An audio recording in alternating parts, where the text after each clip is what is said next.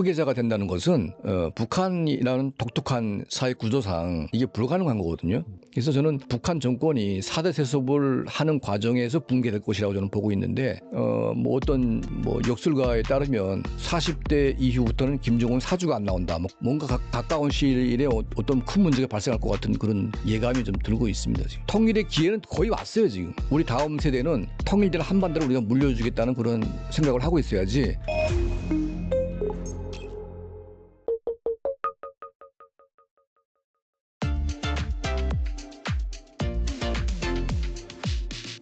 그리고 뉴욕타임즈가 최근에 이 김주애가 김정은의 후계자로 지목될 가능성이 높다고 보도를 했는데 이걸 보니까 공식석상에 김주애가 드러난 그 횟수를 또 계산을 했더라고요. 총 39차례 등장을 했는데 24차례가 군 관련 행사였으며 최근에 또 김여정이 이 김주애 고개 숙여 인사하는 모습 이런 것들을 또 근거로 들었더라고요. 이 북한의 4대 세습이 현실화되는 것일까요? 그러니까 4대 세습은 이제 분명 하는 거죠. 하는 건데 아직까지 이제 김주애가 나왔기 때문에 김주애가 후계자다고 단정을 할 수는 없습니다. 그러니까 왜냐하면 여성이 후계자가 된다는 것은 북한이라는 독특한 사회 구조상 이게 불가능한 거거든요. 민주주의 역사가 깊은 미국도 아직 여성 대통령이 안 나왔고 대한민국도 박근혜 대통령 빼고는 여성이 나온 적이 없지 않습니까? 그렇죠. 그러니까 여성이 뭐 어떤 최고 권력자가 된다는 것은 아무리 민주주의 역사가 깊은 국가여도 이게 쉽지가 않은 거죠. 근데 뭐 이제 아프가니스탄 같은 나라에서 여성이 대통령이 된다? 이게 상식적으로 말이 안 되는 거 아닙니까? 이게 진짜 말이 안 되겠죠. 네. 예. 그러니까 북한이 아프가니스탄하고 거의 비교하면 똑같습니다. 거의. 더하면 더했지. 그러니까 이제 남성 우월주의, 남전 여비가 이제 꽉 찬 그런 사회다 보니까 만약 김정은이가 김주애를 이제 후계자로 세웠다고 하게 되면 이건 잘된 일입니다. 사실은 나라를 완전 망치게 만드는 거죠. 사회 구조는 여성을 깔보고 여성을 갖다가 이제 하대하는 국가인데 여성을 세우게 되면 이건 나라가 망하는 거 아니겠습니까? 예. 민주주의 전혀 없는 나라에서. 그러니까 뭐 김정은이가 있으니까 김주애가 있고 김여정이도 있고 현성월이도 있는 것이지. 김정은이가 없는 여성들이 무슨 힘이 있을까요? 거기서 아무 힘도 없는 거죠. 그래서 김주애가 뭐 자주 나오고 자주 뭐 공개가 되고 또 김정은 이상으로 이제 막 그런 우대가 되니까 후계자가 될 것이라고 생각하는데 북한 체제 구조상 여자가 되기는 불가능하다. 저는 이렇게 보고 있고요. 그리고 이제 김정은이 나올 때도 보게 되면 후계자라는 것은 약간 신비한 존재가 돼야 됩니다. 처음에는. 그러니까 아무것도 없는 상태이고 콘텐츠도 없잖아요. 그러니까 김주애가 뭐 그게 만약 후계자라고 하게 되면 걔가 한 게 뭐가 있습니까? 이게 아무것도 없고 그냥 김정은 딸로 나와가지고 따라다니면서 그냥 뭐 이런 거밖에 없는데 이게 뭐 업적이 될 수 없잖아요. 신비한 것도 아무것도 없고. 근데 이제 김정은 같은 경우에는 꽁꽁 숨어 있다가 어느 날 갑자기 짠 나와서 아주 신비하게 후계자로 부상이 된 거죠. 그러니까 제 생각에는 김정은의 후계자는 이제 아들일 가능성이 높고 그리고 이제 그 아들은 이제 전격적으로 아마 발표를 할 겁니다. 제 생각에는. 그러면 이제 김주애는 뭐냐면 이제 오랜 국정 경험이나 이런 인지를 통해서 후계자를 갖다가 이제 후견하는 도와주는 김여정의 역할을 이제 미리 하라는 이제 그런 그 과정이 아닐까. 그러니까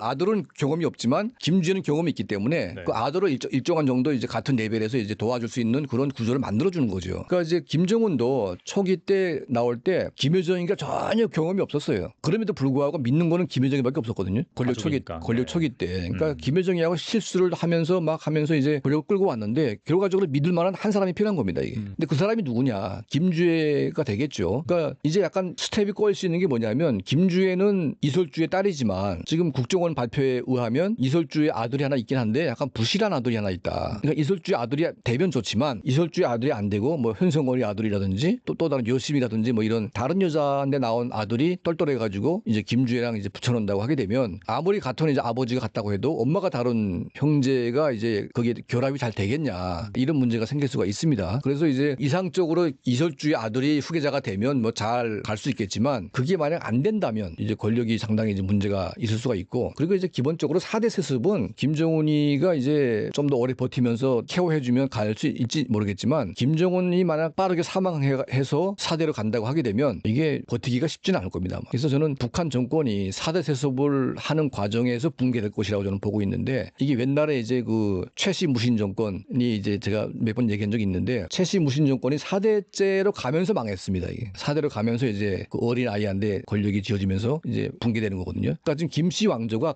가문 정치, 가신 정치가 최씨 무신 정권하고 거의 흡사한 이런 정권이다 보니까 그 정권의 모델을 그대로 갖다 우리가 보게 되면 4대째 망했기 때문에 저도 이제 북한의 김씨 정권도 이제 4대로 가는 과정에서 이제 붕괴의 길로 가지 않을까 하는 그런 예측을 해봅니다. 그러니까 이제 여러 가지 좀 그런 증거가 나오고 있어요. 그러니까 이제 그 김정은의 어떤 평균 기대 수명이 지금 짧아지고 있지 않습니까? 그리고 이제 뭐 역술가에 따르면 40대 이후부터는 김정은 사주가 안 나온다. 뭐 그런 말도 나오고 있습니다. 그리고 지금 최근에 김정은 얘기 들어보니까 다시 지금 김정은이가 화를 많이 내고 있다. 그 사람이 이제 화를 많이 낸다는 것은 이게 혈압과도 연계가 되고 있고 정신적인 어떤 그런 문제가 될 수 있거든요. 그래서 이제 광기가 나는 왕들, 그러니까 연산군 같은 경우, 연산군 그리고 네로 황제 같은 경우, 그러니까 이제 미쳐가지고 막 돌아가면 이게 빨리 죽습니다. 이거 사실은 이게 맞아 죽거나 뭐 스스로 죽거나. 근데 지금 김정은이가 감정 기복이 또 심해지고 있고, 그리고 이제 여자 문제, 이 기쁨조 이 파티를 지금 굉장히 세게 또 한대요. 그러니까 원산 지금 여투 타면서 지금 막 그 원산에서 지금 막 그런 기쁨조 아주 그 음란한 파티를 지금 아주 열심히 하고 있답니다. 지금 다시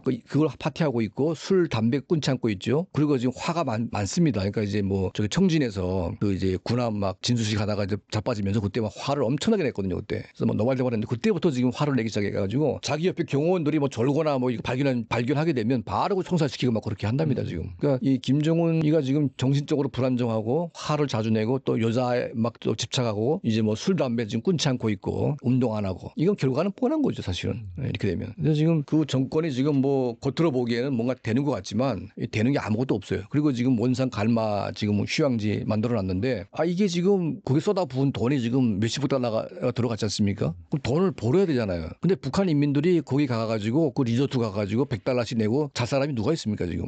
한 달러 1달러에 지금 3만 얼마씩 하는데 한 달 월급이 지금 5천 원 6만 원밖에 안 하는데 그거 어떻게 그거 사겠어요 거기서? 그러게요. 근데 지금 러시아 사람들 불러가지고 좀 돈벌이를 하려고 했는데 러시아 사람들이 안 가요 또 그게. 그리고 러시아 기자가 또 가가지고 또 취재하다 보니까 어떤 놈은 맥주를 계속 하루를 마시고 있는데 맥주량은 줄지 않고 또 어떤 놈은 당구만 계속 치고 있는데 하전구 당구만 치고 있고. 그리고 러시아 기자가 적혀보려고 했는데 하도 희한하니까 조작된 게 많구나. 그래서 이게 다 세팅된 그걸 발견한 거죠 러시아 기자가. 근데 굳이 우리한테까지 어떻게 세팅해가지고 그렇게 할 필요가 있냐. 그러니까 조작된 나라, 그러니까 러시아가 그쪽에 독재 국가긴 하지만 그래도 이제 거기 자유가 굉장히 있는 나라거든요. 그게 있죠. 네. 언론 자유도 꽤 있고. 네.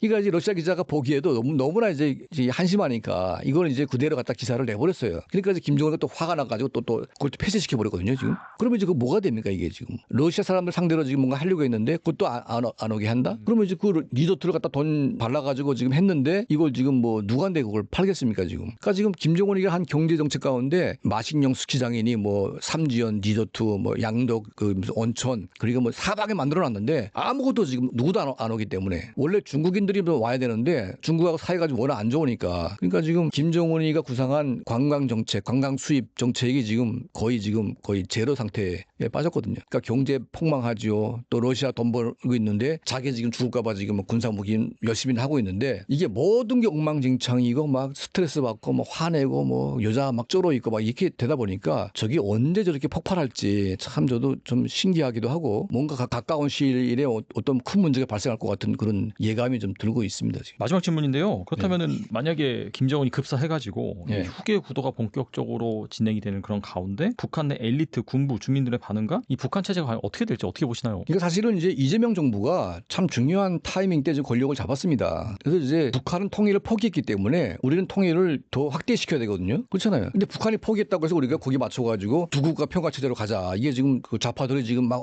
어언데 지금 플랜카드 붙여가지고 지금 그렇게 하고 있는데 우리 헌법에도 통일을 우리가 지향한다고 돼 있고 헌법 정신이고 그리고 헌법에 없다고 해도 통일이라는 것은 국가 정책의 우선순위가 돼야 되는 게 이게 원칙인 겁니다. 사실은 통일을 우리가 포기할 수가 없어요. 그리고 우리 후대한데 통일된 국가를 물려줘야지 우리 후대한데 그런 또 안 좋은 분단 국가를 물려준다는 것 자체가 무책임한 일인 거거든요. 사실은 이게. 그래서 진보 보수를 떠나서 통일로 가는 길은 우리 열어야 되는데 그러면 통일로 가려면 뭘 해야 되겠냐? 독재 정권을 없애버리든지 아니면 축소시켜가지고 북한 주민들이 민주화를 통해서 힘이 강해지게 만들어주는 게 이게 평화 통일로 가는 길이거든요. 그런데 지금 자꾸 이제 그 독재 정권이만 포커싱이 돼가지고 그 정권에게 막 존중한다고 그러고 막 계속 그런 식으로 가다 보니까 그럼 북한 주민들의 마음이 상하게 되고 한국에 대한 그 불신, 신뢰가 떨어지게 되는데 그런 일이 벌어지기 때문에 이건 통일로 가는 길이 아니거든요. 그러니까 실제로 독일이 통일될 때 서독 정부는 보수 진보를 떠나서 동독 주민에 대한 인권 문제는 똑같았습니다. 그리고 항상 동독의 공산당 정권을 반대하고 압박을 가하고 동독 주민에게는 자유를 주는 정책을 일관되게 추진했거든요. 심지어 정부에서 경제 지원을 할 때 동독 공무원의 여행의 자유화를 조건으로 지원한 적도 있습니다. 그리고 정치범들 돈 주고 사오기도 했고, 그러니까 모든 게 동독 주민의 인권과 자유를 개선시키는데 압박을 가해가지고 결국은 동독 공산당이 서독의 TV를 막으려고 하다가 못 막았어요. 이거를. 그러니까 서독의 TV가 동독 안방에 다 퍼지기 시작하니까 이제 망한 거거든요, 사실은. 근데 우리는 뭡니까 지금 삐다 뿌리는 것도 지금 우리가 스스로 안 하겠다고 하고 있고, 국정원 라디오도 우리가 안 하겠다고 하고 있고, 서독은 거꾸로입니다. 서독의 방송을 동독에게 하기 위해서 압력을 가해가지고 그걸 동독을 포기시켰습니다, 완전히. 그걸 막으려고 하는 것을. 근데 우리는 우리가 포기하다 보니까 서독이 했던 통일 정책을 우리는 전혀 안 하고 있는 겁니다, 지금. 그러면 이제 이거는 후대에게 그것도 엄청난 짐을 또 넘겨주고 또 넘기고, 그러니까 임종석 씨가 그런 말 하지 않습니까? 통일은 후대가 이제 너나게 하자. 이거 얼마나 양심이 없고 얼마나 무책임한 일입니까, 이게.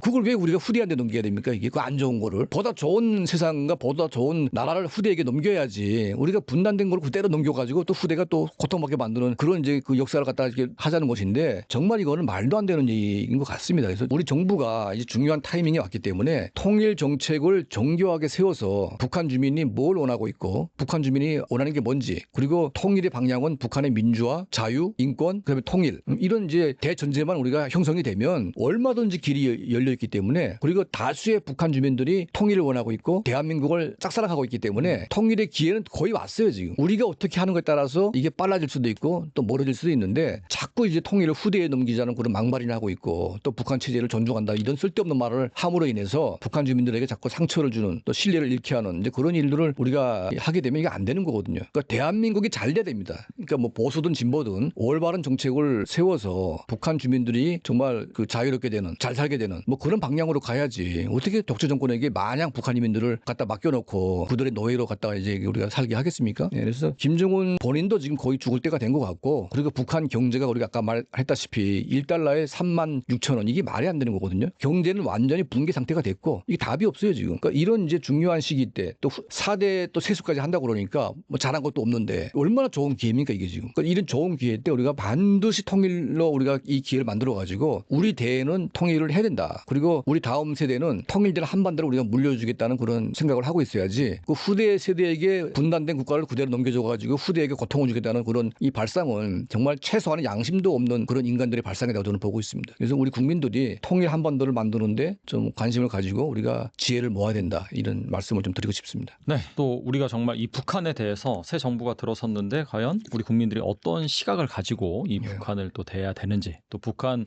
공산당과 또 북한 주민들의 또 이건 분리를 해가지고 우리가 좀 지혜롭게 좀 목소리를 내서 정말 말씀하신 것처럼 이 통일의 과업을 후대한테 물려주지 말고 지금부터 잘 준비해 나갔으면 좋겠다라는 생각이 들고요. 또 대표님께서 운영하시는 또 평양24시도 방문해 주시면 좋을 것 같습니다. 네, 지금까지 강철한 대표님 나와주셔서 감사합니다.